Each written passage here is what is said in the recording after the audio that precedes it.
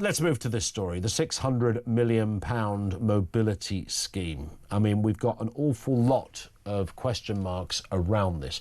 And of course, nobody disputes that if you take a mobility car as, I think it comes as kind of an option, as distinct from cash, you can get a mobility allowance. The question is, who gets the cars? Now, we're hearing stories that people with constipation are being... Believe me, the only person you don't want to give a brand new car to is somebody with constipation, I promise you.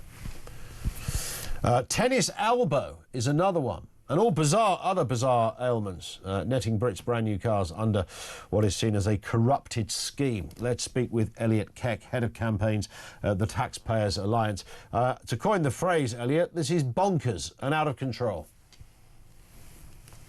Good afternoon, Ian. It was a once pretty uncontroversial scheme, Motability, basically set up so that people with very severe disabilities, who in particular needed maybe modifications to their car to enable them to drive it, could get access to basically benefit payments and a scheme that they could trade that benefit payments for to allow them to get around. And what it's morphed into is something incredibly disfigured that I think actually does a disservice to people with very serious problems, because now there are thousands, tens of thousands, hundreds of thousands of people claiming it for things like ADHD, anxiety and depression, alcohol misuse, obesity, and it's these conditions, the conditions that arguably people shouldn't be receiving free cars for, that are seeing the biggest increases. So the very serious conditions that a lot of people are afflicted with that do prevent people from getting around, and which they aren't responsible for, something like cerebral palsy, are seeing much smaller increases. Yes, and this is the interesting thing, isn't it? Because I was always under the assumption, as I said at the beginning, Elliot, that you kind of took the mobility option as distinct from taking additional money. So you surrendered one to get the other. Yeah, that's right. I also assumed that the criteria around it would be obviously quite, well, stringent. Yeah, and I think it did used to be, but now 9 in 10 cars under the Motability scheme have no modifications whatsoever. I think that's a slightly alarming statistic. The number of people that are using Motability has increased, I think it's tripled since before the pandemic. The total number of people receiving enhanced mobility PIP, which is the benefit you can use for Motability, although you don't have to, has doubled since before the pandemic. And you just have to take a look at the conditions that, as I said, have seen the biggest increases. The number of people receiving enhanced mobility PIP, i.e. eligible for Motability with sleep apnea, has increased 5-fold. The number for drug misuse has increased, I think, 8-fold.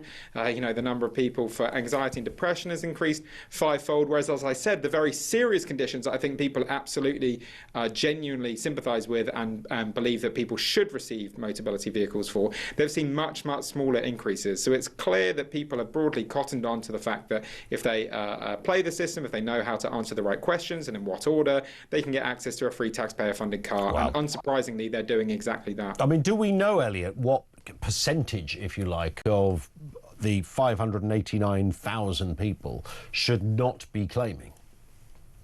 Well, it's difficult to measure that. I think the way that we need to measure, and the way that we're looking at the Taxpayers Alliance, is you take the conditions which, bluntly can't be faked. So, very serious disabling conditions that can't be faked. You take a look at the natural increase in those conditions, and most of them are seeing a natural increase. And then you look at that increase. So let's say maybe it's increased by 20%, 30%, 40%. And then you take a condition that, can be faked, or at the very least can be exaggerated, like anxiety and depression, and you see a increase of 500%. And you can assume that all conditions should be increasing at roughly the same amount.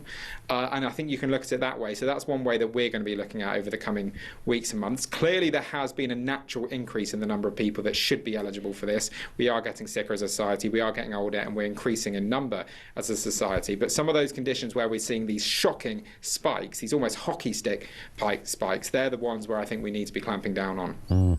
Are the government listening to this? Are they aware? Is the DWP, Liz Kendall and others, are they au fait across this one? Well, they seem to be, when they brought in proposed the reforms that were discussed and debated on last week. The problem is Labour MPs, their backbenchers, completely have their heads in the sand. They don't think any of this is a problem, and so as a result, they force the government to back down. So I think many in government are aware in principle, and maybe even know some of the detail, but unfortunately they don't have either the political will or the political power to do anything about it. Listen, great to have you on with us as ever, Elliot thank you. Interesting one, this. That is Elliot Keck, by the way. He is head of campaigns at the Taxpayers Alliance. Thank you to him. Over to you.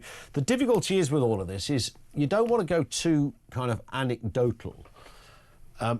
Because everyone go, well, there's a fella lives around the corner from me, don't think he's got anything wrong with him, got a brand new BMW. We don't know what the evidence is around that. My real first on this is to know literally what percentage of the 589,000 disabled individuals should not be getting it.